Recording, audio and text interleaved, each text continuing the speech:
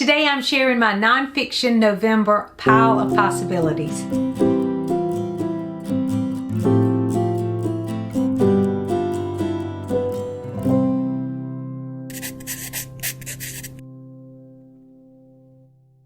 Hey there, it's Mitzi. Welcome to my channel. Today I just wanted to talk through some of my ideas for Nonfiction November, and I have a pile of possibilities for real. I have lots of books to choose from, and so as I go, before I forget, let me know what you think I should start with and what you think should be the priority on this list. And if you've read any of these, let me know that too. And also, if you have other ideas of things that you think I would love to read that's nonfiction, let me know that too, because even if I don't get it to it this year, I like to have an ongoing TBR, as you know, if you follow this channel. So this year, for Nonfiction November, and I will leave all the information about Nonfiction November below because it's a readathon that takes place every year and it's hosted by a book olive, and I will put her information in the description box. But each year she chooses prompts that are, I think, very flexible, and so it's usually 4 words, and then you kind of use the words to fulfill the prompts. And this year the words are record, element, border, and secret.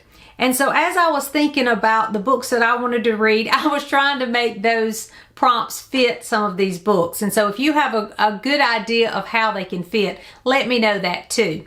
But for record, I think any nonfiction could really work for this because it's a record of a point in history, an event, a record of someone's life. So I think record could work for a lot of them. Or you could go with record as in music if you wanted to. But for me, I chose Classic Penguin Cover to Cover. This is a book that is just beautiful. This is one gorgeous book.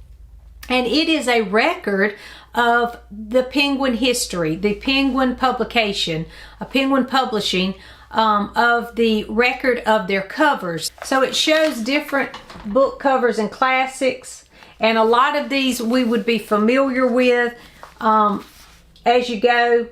But I just think it's beautiful, and I haven't read it yet. I received this for my birthday this past year, and I really want to get to this one.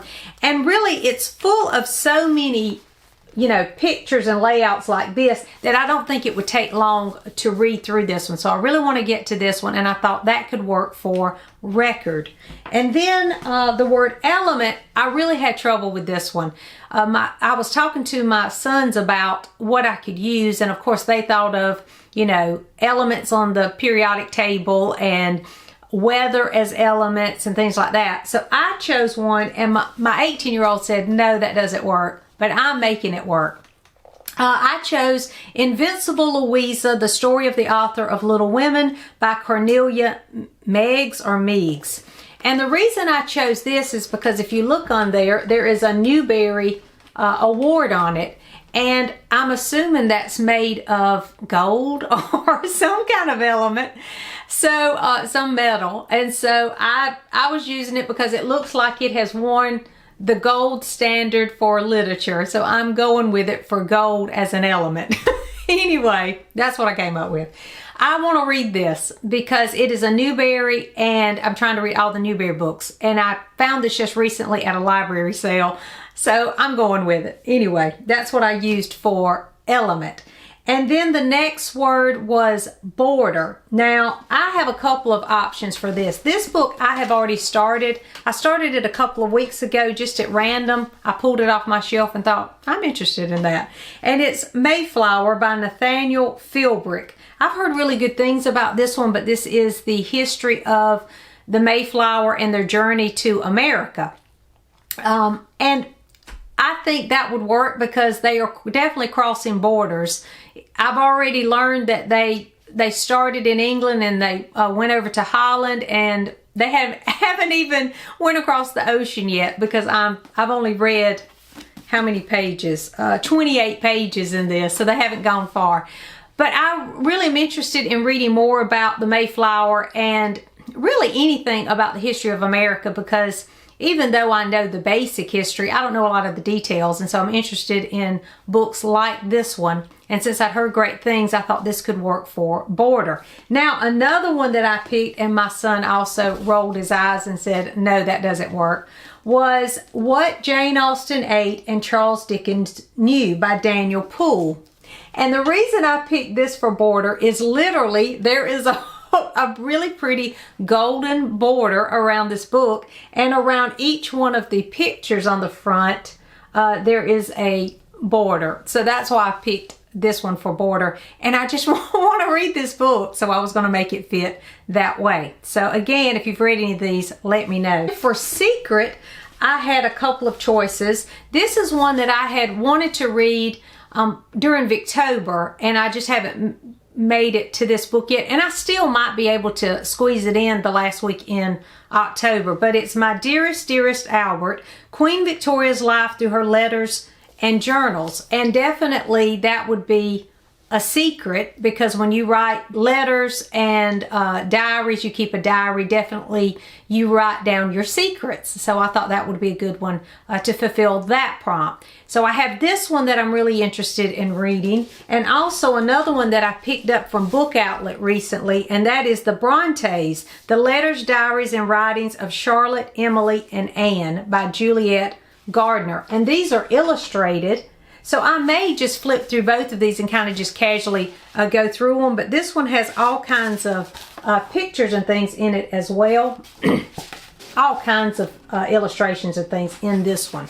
So this would be great, and this would be great, especially coming off of Victober. This could help me kind of continue my Victober reading on into November. So these are my thoughts for secret. But then I also had a couple of other books that I'm really interested in.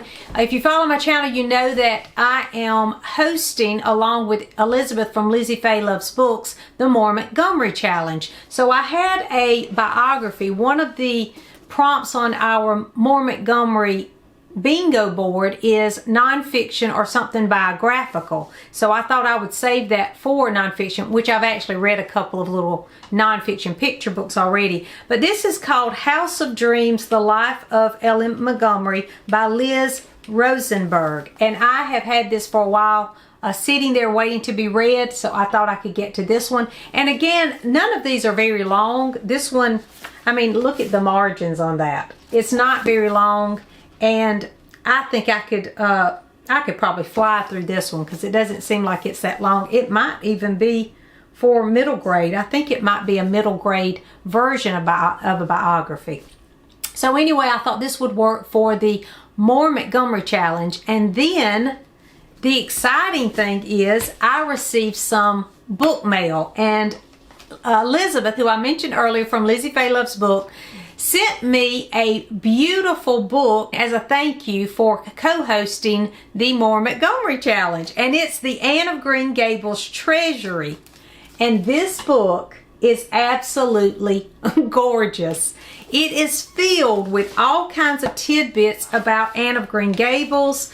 And then there's also all of these recipes at the back. Then some other things to make. I mean, things to sew.